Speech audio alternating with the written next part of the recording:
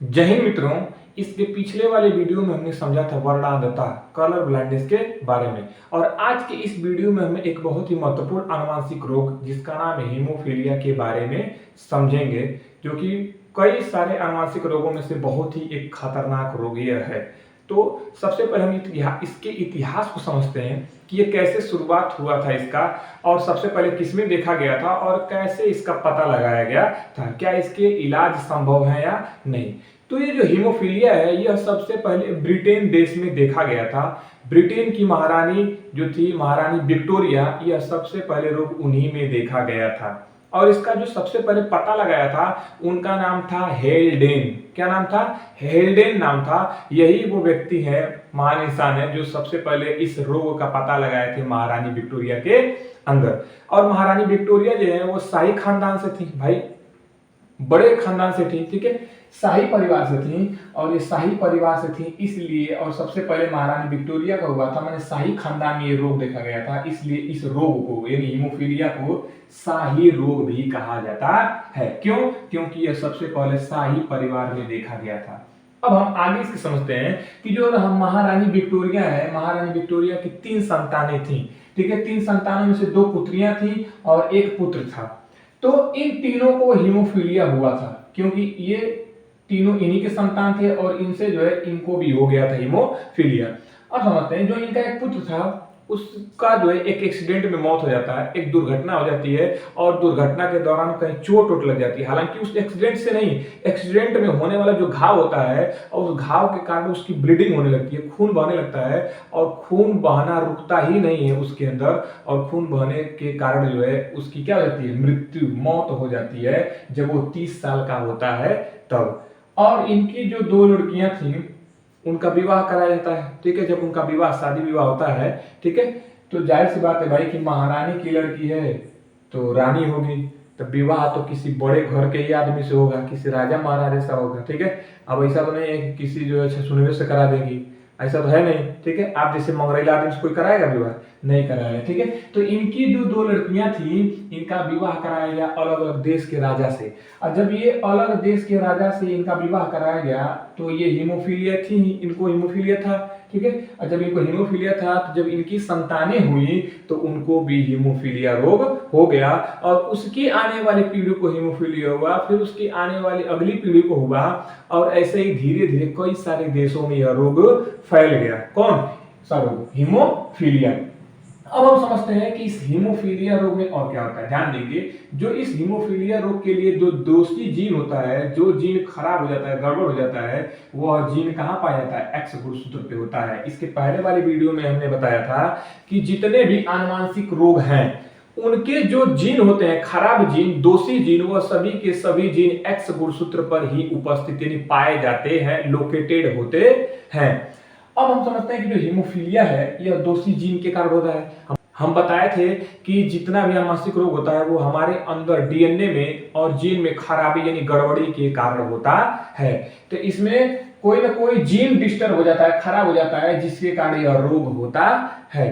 अब हम समझते हैं कि इस रोग में होता क्या है। जब यदि किसी को हीमोफीलिया हो जाए तो उससे क्या होगा भाई, तो ये समझते हैं, ठीक है।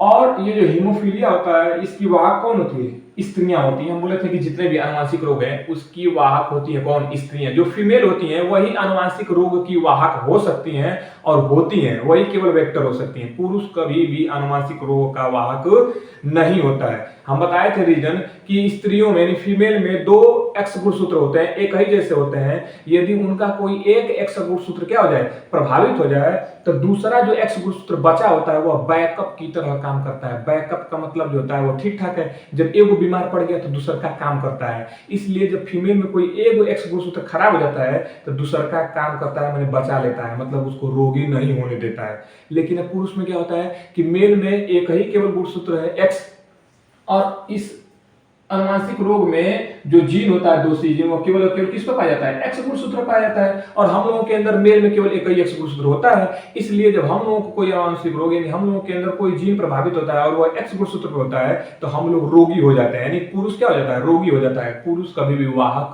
नहीं बन सकता, ये बिल्कुल स्पष्ट रखेंगे आप लोग, ठीक है। अब हम आगे देखेंगे कि हीमोफीलिया के कारण होता क्या है। क्या हो जाएगा यदि किसी को हीमोफीलिया होगा।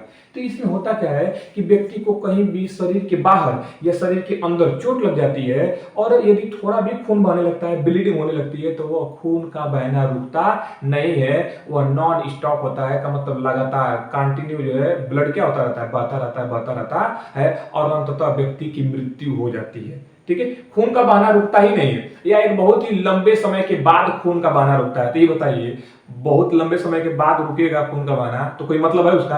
अब पता चले कौन आदमी को कट गया है, अब वो जो रहा है कि चलो चलो ठीक है, कुछ नहीं, 1 घंटे बाद 2 घंटे बाद जो बंदी हो जाए, तो अगर राह का जो है 6 से 7 लीटर खून हुए है, कुल पता चलेगा बहरिया गया खून, तो कौन बचेगा? वो तो वैसे ही खत्म हो जाएगा, नहीं बचेगा। ठीक है, तो इस रोग में क्या होता है कि जब खून बहने लगता है तो या तो लंबे समय के बाद का मतलब खून में खत्म हो जाता है, ठीक है, या फिर जो उस व्यक्ति की क्या हो जाती है, उससे मृत्यु हो जाती है।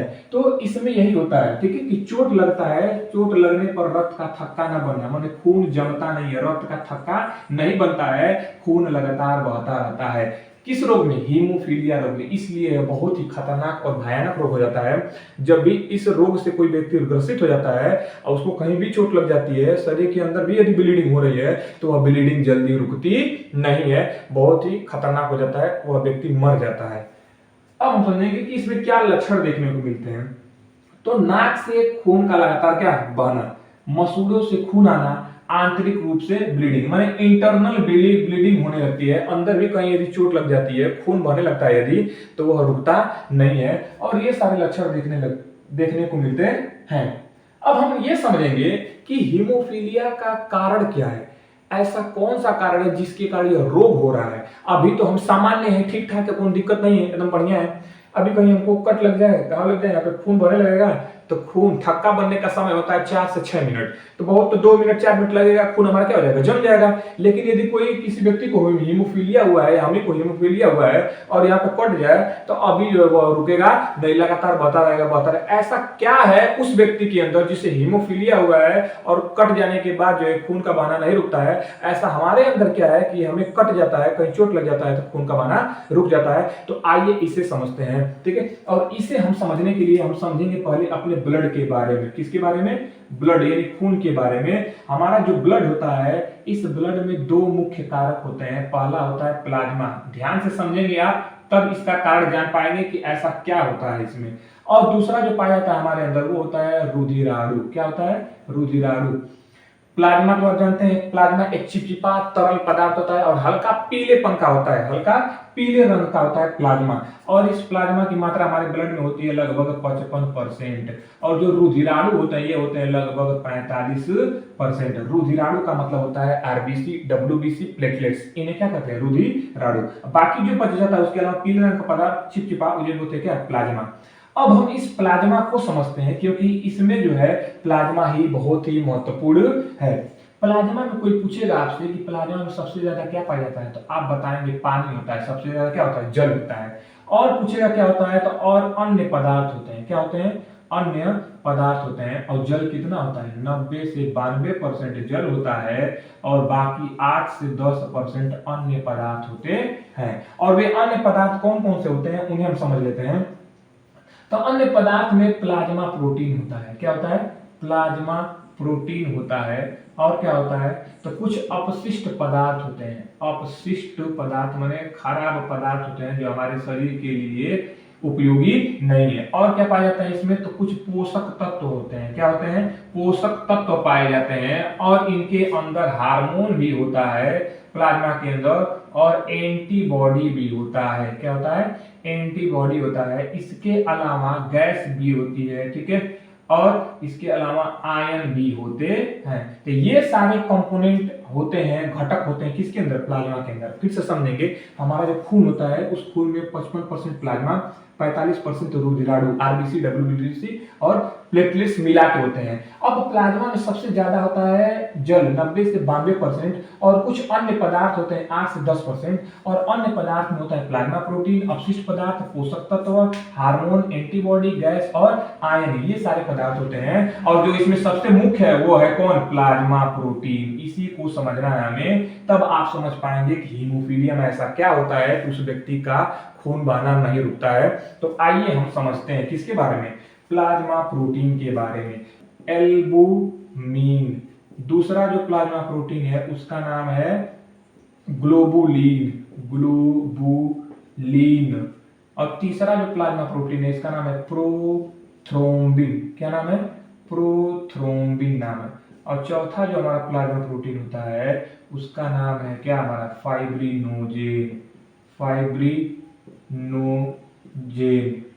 ठीक है, ये चार है। और इन चारों में से सबसे महत्वपूर्ण इंपॉर्टेंट जो होता है वो होता है हमारा फाइब्रिनोजेन। यही वो प्रोटीन है, प्लाज्मा प्रोटीन है जिसके कारण हीमोफीलिया रोग होता है।